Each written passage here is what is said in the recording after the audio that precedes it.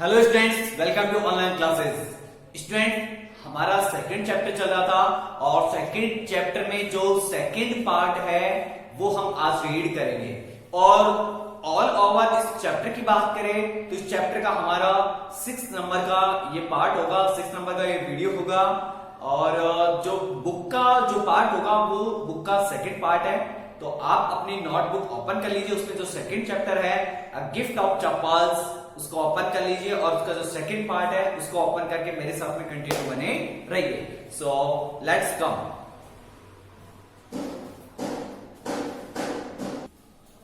So students, आपकी book आप open कर लीजिए और पेज नंबर 22 पे, पेज नंबर 22 पे ये जो आपका सेकंड पार्ट है इस चैप्टर का, आपका जो ये सेकंड चैप्टर था उसका सेकंड पार्ट, ये जो सेकंड चैप्टर है गिफ्ट ऑफ चप्पल्स, इसका जो ये फर्स्ट पार्ट था और ये अब आपका यहां से आपका सेकंड पार्ट चैप्टर का शुरू हम करेंगे। सो स्टार्ट करते हैं। देखिए, Mridu crept up to the window. जो मृदु जो लड़की है वो क्रेप्ट अप यानी खिसक गई, टू द विंडो यानी खिड़की के पास में।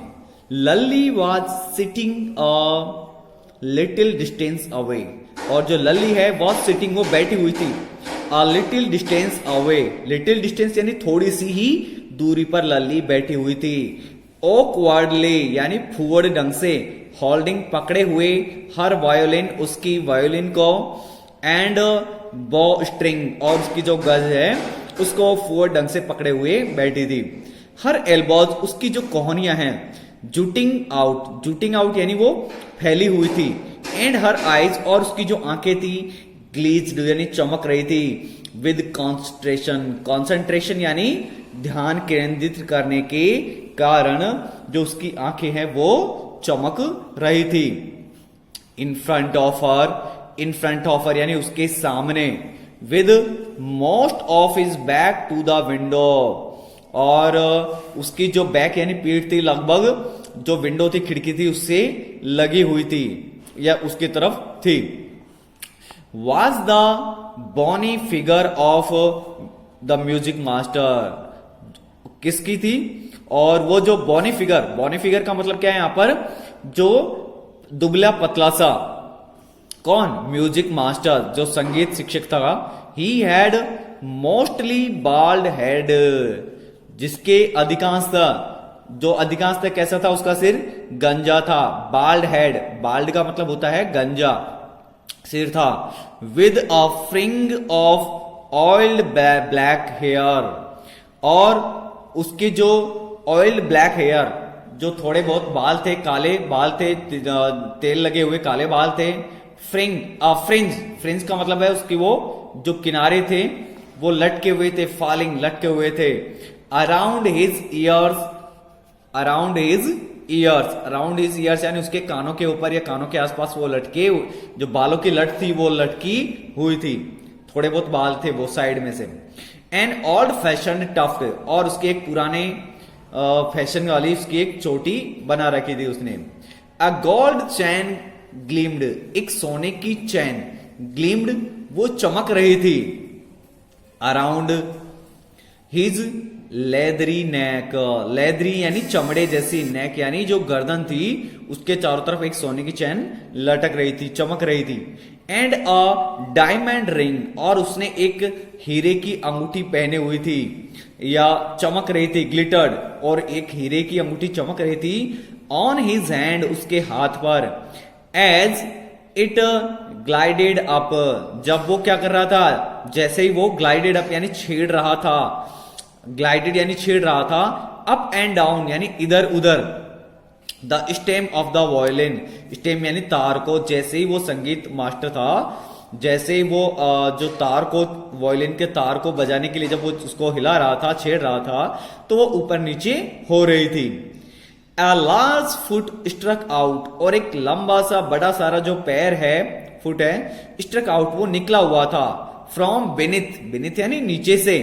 His gold bordered veshti as, veshti का मतलब क्या है यहां पर? धोती, और एज का मतलब क्या है? किनारा, कि जो सुनहरे किनारे वाली धोती के सुनहरे बॉर्डर वाली जो धोती थी उसके किनारे के नीचे से उसका बड़ा सारा पैर था वो निकला हुआ था। And he was beating time, और वो क्या कर रहा था, पैरों से यानी वो बीट कर रहा था, बजा रहा था। ऑन द फ्लोर यानी छत पर पैर यानी पटक रहा था। विद द मतलब उसके बजाने की टाइमिंग के साथ में। विद द स्क्रूनी बिग टॉ, स्क्रूनी यानी उसके जो पतले, बिग टॉ यानी पैर की जो उसके पतले पैर थे उसकी बिग टॉ यानी अंगूठे से वो उस फर्श को पीट रहा था, यानी उस पर म्यूजिक के साथ म्यूजिक की धुन के साथ में उसको पटक रहा था। He played a few notes, he played यानी उसने बजाए, अ फ्यू यानी कुछ, नोट्स यानी सुर, उसने कुछ सुर बजाए। लल्ली स्टम्बल्ड, और जो लल्ली है स्टम्बल्ड वो लड़खड़ाती रही। बिहाइंड यानी पीछे पीछे, हिम यानी उसके, ऑन हर वायलिन उसकी वायलिन के, यानी जैसे जैसे वो संगीत मास्टर था, म्यूजिक टीचर था, वो बजा रहा था उसके पीछे पीछे लल्ली भी बजा रही थी। लेकिन कैसे बजा रही थी, वो लड़खड़ाती हुई बजा रही थी, यानी सही ढंग से बजा नहीं पा रही थी। विच लुक्ड, जो कि दिख रही थी, क्वाइट हेल्पलेस यानी बिल्कुल असहाय, एंड अनहैप्पी और दुखी, इन हर हैंड्स, जो कि जो वायलिन है वो उसके हाथ में कैसे दिखाई दे रही थी, हेल्पलेस यानी असहाय दिखाई दे रही थी, और अनहैप्पी यानी दुखद दिखाई दे रही थी। व्हाट आर डिफरेंस, क्या अंतर है। द म्यूजिक मास्टर्स नोट्स, जो संगीत मास्टर था उसका जो स्वर था, सीम्ड वो प्रतीत होता था, टू फ्लोट अप जैसे कि वो तैर रहे थे, एंड सेटल बिल्कुल सेटल थे परफेक्टली अच्छी तरह से, इनटू द इनविजिबल ट्रैक्स अदृश्य मार्ग पर, ऑफ द मेलोडी यानी माधुरी के। और जो संगीत मास्टर के जो सुर थे वो ऐसे लग रहा था जैसे बिल्कुल अच्छे तरीके से, सही तरीके से एक अदृश्य मार्ग पर, माधुरी के एक अदृश्य मार्ग पर तैर रहे थे। It was like the wheels of a train, और ये किसके जैसे था, जैसे ट्रेन के जो व्हील होते हैं, पहिए होते हैं, फिटिंग स्मूथली, वो बहुत ही आसानी से चल रहे हो, इनटू द रेल्स, रेल की पटरियों पर, एंड विजिंग, और वो विजिंग यानी आवाज करते हुए जा रहे हो, अलोंग यानी साथ साथ में। एज रवि सेड, जैसा कि रवि ने कहा। मृदु स्टेयर्ड एट दैट ह्यूज, मृदु ने स्टेड यानी टकटकी लगा करके देखा, एट दैट ह्यूज उस बड़े, ह्यूज का मतलब क्या होता है, बड़े आकार के या विशाल, बेरिंग्ड अंगूठे पहने हुए, बेरिंग्ड हैंड यानी अंगूठे वाले हाथों को, मूविंग जो कि चल रहे थे, एफर्टलेसली यानी बिल्कुल आसानी से, बिना किसी बाधा के, the effortlessly up the violin's stamp, उस वायलिन के तारों पर बहुत ही आसानी से उसके जो अंगूठी वाले हाथ है वो चल रहे थे। मेकिंग लवली म्यूजिक, और वो उनसे क्या हो रहा था, बहुत ही प्यारा म्यूजिक निकल रहा था, संगीत निकल रहा था। स्क्वैक, स्क्वैक का मतलब क्या है, यहां पर उसका स्वर भंग हो गया, किसका, लल्ली का। There was Lalli derailing again, और जो लल्ली है वो अगेन यानी दोबारा से वापस से डिरेलिंग, डिरेलिंग का मतलब क्या है यहां पर, डिरेलिंग का यानी पटरी से उतर गई, अर्थात वो गलत स्वर बजाने लगी।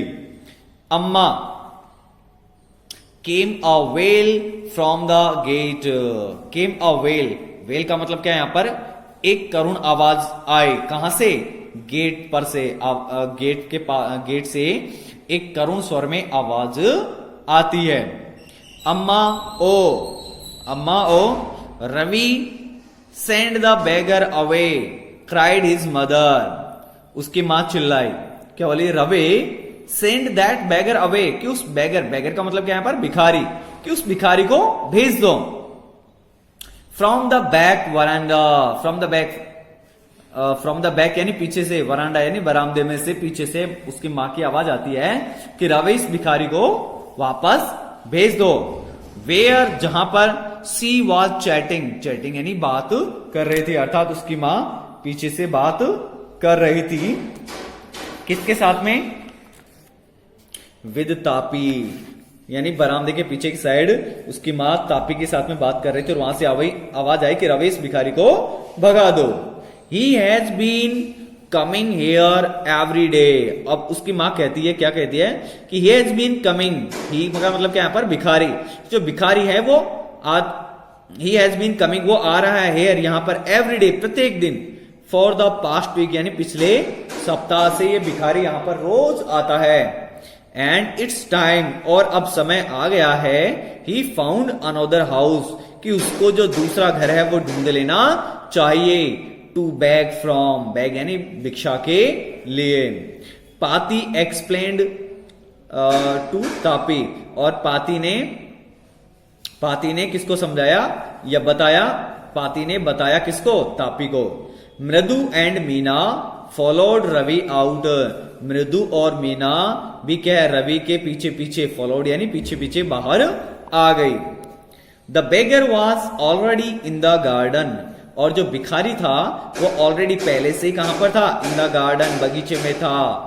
मेकिंग हिमसेल्फ, और वो अपने आप के क्या कर रहा था, व्यवस्था कर रहा था। मेकिंग हिमसेल्फ यानी अपने आप।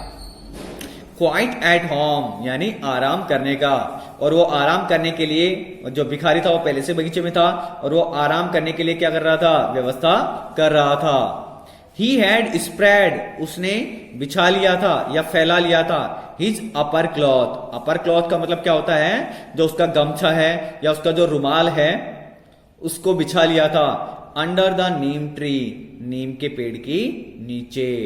एंड वॉज लीनिंग, और वो उसने झुक गया था या अपनी कमर को टिका लिया था, अगेंस्ट इट्स ट्रंक, यानी अगेंस्ट का मतलब है सहारे, किसके सहारे, इट्स ट्रंक, उसके तने के, यानी जो नीम का तना है उसके सहारे उसने अपने आप को झुका करके वो बैठ गया था।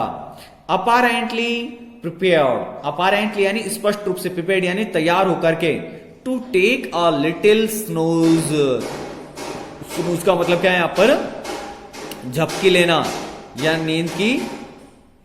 नींद लेना, और वो नींद लेने के लिए स्पष्ट रूप से क्या था, तैयार था। While he waited for the arms to appear, कि जब तक वो वेटेड यानी इंतजार करे, फॉर द आर्म्स यानी भिक्षा के लिए, टू अपीयर यानी आने की, जब तक भिक्षा आए तब तक वो सोचता है कि मैं यहां पर थोड़ा सा आराम कर लेता हूं। ऐसा कौन सोचता है, भिखारी सोचता है।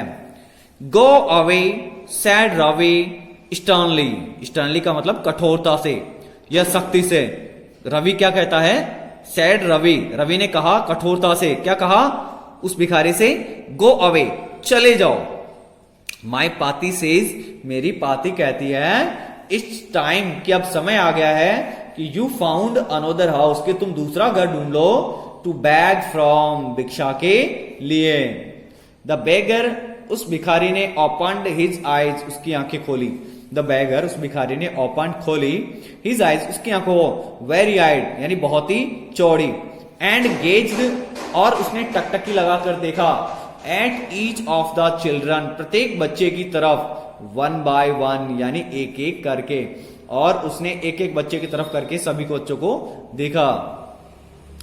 फिर वो कहता है भिखारी, क्या कहता है, the ladies of this house, कि जो लेडीज यानी जो महिलाएं हैं, ऑफ दिस हाउस इस घर की, ही सेड उसने कहा, एट लास्ट अंत में, इन अ वॉइस एक आवाज में, चॉक्ड विद फीलिंग, चॉक्ड यानी चॉक्ड विद फीलिंग, फीलिंग यानी जो भावनाएं हैं उनको चॉक्ड यानी रुंधे हुए गले से, रुंधे हुए गले से वो कहता है, क्या कहता है कि इस घर की जो महिलाएं हैं, आर वेरी काइंड साउल्स, कि वो बहुत ही क्या है, दयालु है, काइंड है।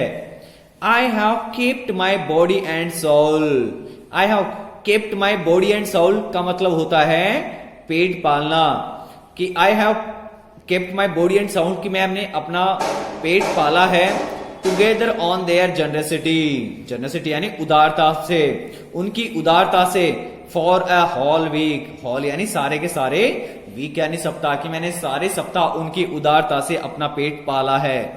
आई कैन नॉट बिलीव, मैं विश्वास नहीं कर सकता, दैट कि they would turn me away, कि वो मुझे क्या करेंगे, निराश करेंगे, या फिर वो मुझे वापस भगा देंगे, ऐसा मैं भरोसा नहीं कर सकता, मैं मान ही नहीं सकता। ही रेज्ड हिज वॉइस, उसने उसकी आवाज को तेज किया।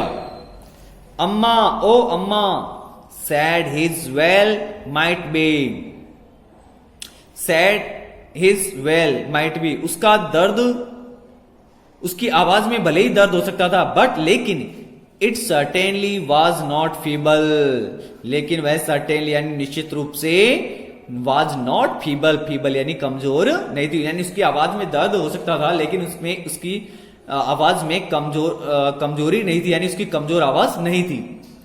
It began in a deep strong rumble, it began यह शुरू हुई, इन अ डीप, डीप यानी गहरे, स्ट्रॉन्ग यानी मजबूत, रंबल, रंबल का मतलब क्या है यहां पर, एक गहरी हताशा भरी आवाज में, समवेयर कहीं पर, इन हिज विदर्ड बेले, उसके विदर्ड यानी सूखे या मुरझाए हुए पेट से एक हताशा भरी आवाज आ रही थी, लेकिन आवाज कैसी थी, बहुत ही मजबूत थी।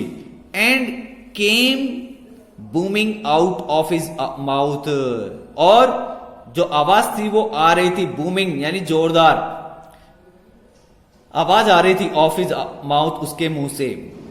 With its few remaining teeth, with its few remaining, few यानी कुछ, रिमेनिंग यानी बचे हुए उसके कुछ दांतों के साथ में, जो कि स्टैंड ब्राउन, स्टैंड यानी रंग गए थे, ब्राउन यानी भूरे कलर में, विद बीटल चूविंग, बीटल यानी पान, चूविंग यानी चबाने से, कि उसके जो दांत है वो पान चबाने के कारण से कुछ बचे हुए दांत थे वो भूरे कलर में रंग गए थे, तो उनसे एक जोरदार आवाज आती है,